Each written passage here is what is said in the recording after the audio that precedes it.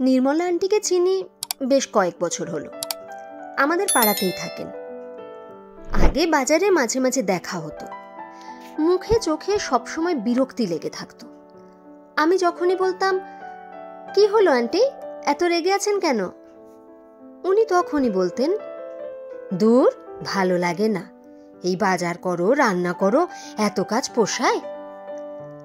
আমি জানতাম আন্টির ছেলে আছে, তাই একবার জিজ্ঞাসা করেছিলাম, আপনি যখন বাজার করতে ভালোবাসেন না তখন ছেলেকে বলতে পারেন তো, ও একটু করে দেবে বাজারটা। না না, পাগল নাকি, ওর কত কাজ আছে, অফিস, মিটিং, ব্যস্ততা, ওকে বিরক্ত করব কেন?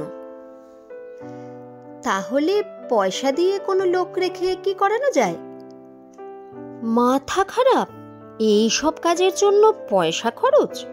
তাছাড়া লোক দিয়ে কাজ করানো কাজ আমার একেবারে পোষায় না।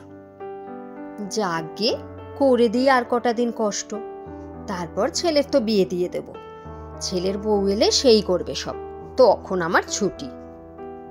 তারপর গত বছরের শুরুর দিকে সত্যিই আন্টির ছেলের বিয়ে হলো। বিয়ের পর আর কখনো আন্টিকে বাজারে দেখিনি। দেখতাম উনি বারান্দায় বসে কাগজ নয় গল্পের বই পড়েন। বাজারে আসতো তখন আন্টির ছেলের বউ সুমিতা। সুমিতার সাথে আমারও আলাপ হয়েছিল।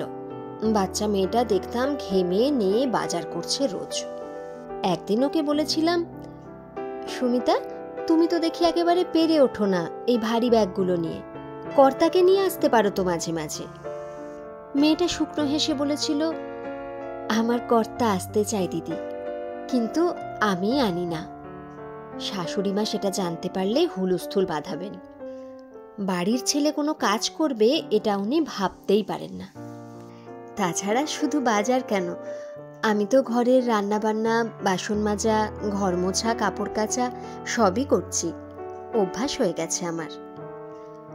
সুমিতার গলাটা খুব করুণ লেগেছিল। আমি বলেছিলাম, একটা লোক তো রাখতে পারো। না, শাশুড়ি বাইরের লোক দিয়ে কাজ করানো পছন্দ করেন না। আমার বর প্রতিবাদ করতে চায়, কিন্তু আমি না করি। শুধু শুধু অশান্তি আমার ভালো লাগে না। আমি সরকারি চাকরির পরীক্ষাগুলোর জন্য পড়াশোনা করছিলাম, কিন্তু এখন এই বাড়ির কাজের চাপে সেসবও বন্ধ। খুব খারাপ লাগছিল সুমিতার কথা শুনে, কিন্তু ওকে কি বলবো বুঝতে পারছিলাম না। ও চলে গেল বাজারের ব্যাগগুলো টানতে টানতে। এরপরেও ওকে অনেকবার বাজারে দেখেছি, কিন্তু আর কথা হয়নি সেভাবে। এরপর কেটে গেছে প্রায় 1 বছর। হঠাৎ সেদিন আবার বাজারে দেখি নির্মলা আন্টিকে। মুখে চোখে সেই বিরক্তির ছাপ। বাজার করছেন তিনি। আন্টি ভালো আছেন? আমি নিজেই গিয়ে কথা বললাম। না গো, একদম ভালো নেই। ঘরে যে শকুন বউ এসেছিল, ভালো থাকবো কি করে বলো? আন্টির গলায় যেন আগুন ঝরছে। মানে কি হলো? সুমিতা, মানে আমার বৌমা, কি বজ্জাত মেয়ে ভাবতে পারবে না। বিয়ে করে এসেছেন, অথচ তিনি সংসারের কোনো কাজ করবেন না। তার ধান্দা বুড়ি শাশুড়ি খেটে মরবে। কি খারাপ মেয়ে ভাবতে পারছ? আমার এখন বয়স হয়েছে, আমি কি এখন কাজ করব? আমি তো আরাম করবই, কিন্তু সেটা তার সহ্য হয়নি। আরে বাবা, লোকে ছেলে বিয়ে দিয়ে ঘরে বউ আনে তো একটু আরাম করারই জন্য, কিন্তু আমার কি আর সে কপাল আছে? ওই মেয়েকে কাজ করতে বললেই মুখ ভার। তিনি নাকি চাকরির পরীক্ষা দেবেন, সরকারি চাকরি পেয়ে তিনি বাবুয়ানি করবেন। জানো, কাজ করবে না বলে আমার ছেলের মাথা খেয়েছে আমারই বিরুদ্ধে। ছেলে সেদিন মুখের উপর আমায় বলে, আমার বউ 1 বছর ধরে অনেক খেটেছে, আরও কিচ্ছু পারবে না, হয় লোক রাখো নয় অন্য ব্যবস্থা করো। আমি তো অবাক ছেলের এই বেয়াদবি দেখে। তারপর চলল তুমুল অশান্তি। শেষটায় কিনা তারা বাড়ি ছেড়ে চলে গেল, ভাবতে পারছো? শুনেছি এখন অন্যত্র বাসা ভাড়া করে রয়েছে। ছি ছি ছি, ভাবতে পারছি না ছেলেটা আমার এইভাবে বউয়ের ভেড়া হয়ে গেল। টানা এতটা বলে একটু থামলেন নির্মলা আন্টি। তারপর একটু ভেবে দাঁত কিরমির করে বললেন, কিন্তু ওই সুমিতা আমায় চেনেনি। আমার নামও নির্মলা সাহা। আমি এই মেয়ের কাছে হারবো না।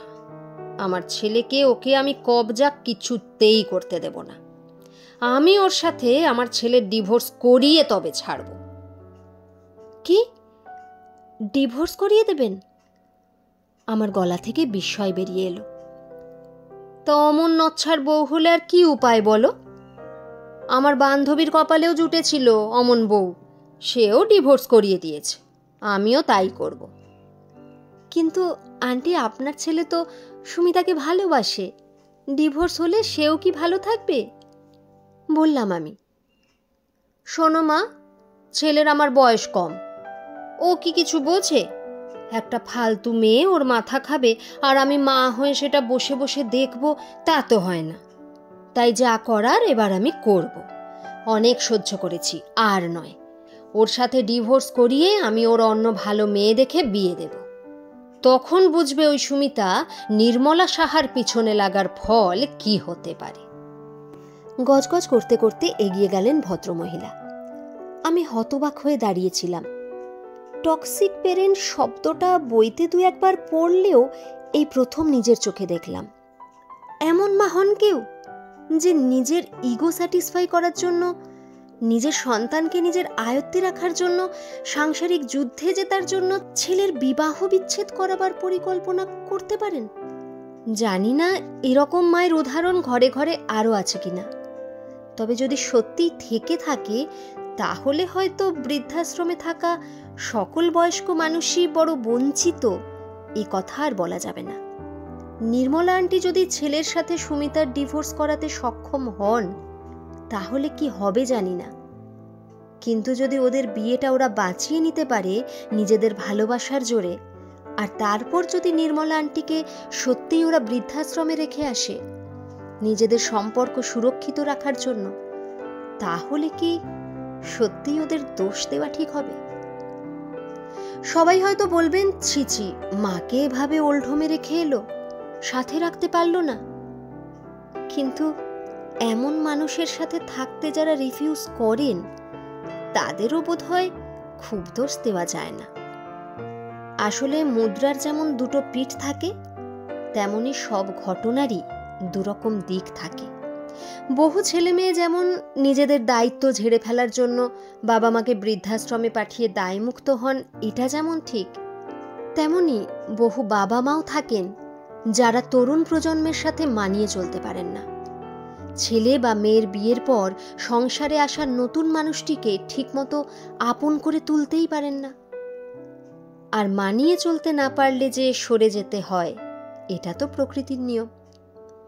তাই ছেলে মেয়ের যেমন অবশ্য কর্তব্য বয়স্ক বাবা মায়ের দেখভাল করা, তেমনি বাবা মায়েদেরও উচিত নতুন প্রজন্মকে বুঝতে চেষ্টা করা, তাদের সাথে তাল মিলিয়ে চলা।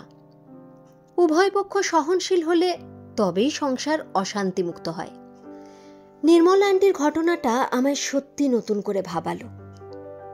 অমুকে কি বাজে, বাবা মাকে দেখে না, তমুকে কি খারাপ, বাবা মাকে বৃদ্ধাশ্রমে দিয়েছে, এই কথাগুলো কখনোই বাইরে থেকে দেখে এভাবে বলা যায় না। কারণ বেশিরভাগ সময় কিন্তু আমাদের চোখে কোনো ঘটনার খণ্ডচিত্র ধরা পড়ে, গোটা চিত্রটা দৃষ্টির আড়ালেই হয়তো থেকে যায়। গল্পটা কেমন লাগলো একটা কমেন্ট করে কিন্তু অবশ্যই জানাবেন। আর যদি ভালো লেগে থাকে তাহলে প্লিজ একটা লাইক করে দেবেন। আর যদি চ্যানেলটাকে সাবস্ক্রাইব এখনো না করে থাকেন, তাহলে প্লিজ একটা সাবস্ক্রাইব করে আমাদের উৎসাহিত করবেন। ধন্যবাদ।